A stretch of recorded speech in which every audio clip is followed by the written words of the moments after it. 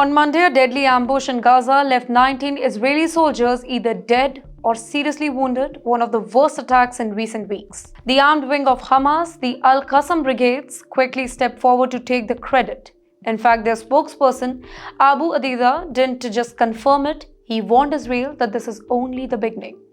So what really happened? Let's break it down. According to multiple local and international sources, Israeli forces were conducting a routine operation inside Gaza when they walked straight into a trap. The area was believed to be mostly cleared, but Hamas fighters had laid down, hiding inside tunnels and ruined buildings. When the Israeli Defense Forces entered the zone, they were hit with a combination of explosives, gunfire and anti-tank rockets. It was fast, it was brutal and very strategic. Now this is where it gets more serious. Obaida, the masked and often fierce spokesperson for Hamas military wing, released a statement shortly after the attack. In it, he mocked Israeli Prime Minister Benjamin Netanyahu, saying that it was foolish to keep sending soldiers into Gaza. He warned that Israeli military will continue to suffer daily losses, calling this just a taste of what's to come. Now, for those who are unfamiliar, then Obaida is more than just a spokesperson. He is the voice that represents Hamas' battlefield confidence. Always wearing a mask, never showing his face, but delivering messages that often spike tension across the region. And when he speaks, both allies and enemies listen very carefully. Well, this warning comes at a time when Israel is under intense domestic and international pressure. More than 888 Israeli soldiers have been killed since the war began in October 2023. Families are grieving, protests are growing, and Netanyahu's government is facing deep criticism at home also for failing to bring all the hostages back and still not ending the war.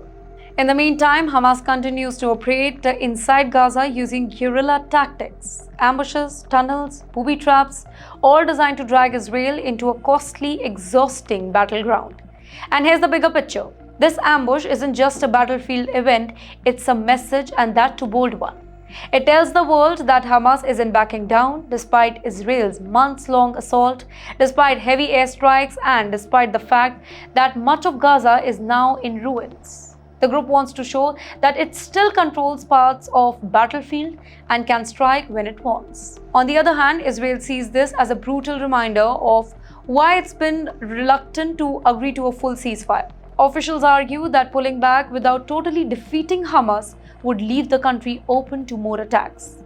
Netanyahu keeps on repeating, no ceasefire until Hamas surrenders. But how long this can go? Well, the people of Gaza are paying the heaviest price here. Tens of thousands have been killed, homes have been flattened, and aid is running dangerously low. Hospitals are overwhelmed, children are starving, and now with Hamas warning of more daily attacks, many fear that the conflict is about to escalate all over again, just when talks of ceasefire were standing at the main momentum.